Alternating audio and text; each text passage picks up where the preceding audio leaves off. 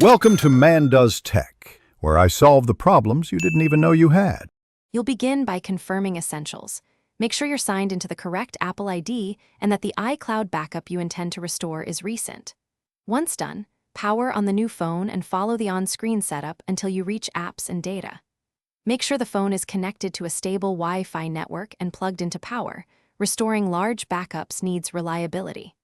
Now choose Restore from iCloud Backup to sign in with your Apple ID and view available backups.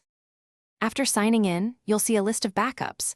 Select the one that matches your old device and the latest date.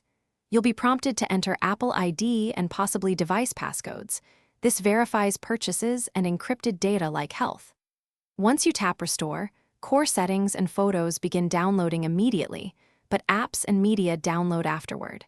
Make sure you remain on Wi-Fi and keep the phone plugged in. Interrupting the process can prolong restoration or cause incomplete app data.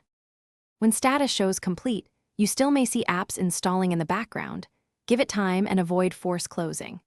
If something fails, restart the phone and check Settings General Reset Network Settings, then reconnect to Wi-Fi and sign into iCloud again. This often fixes stalled restores.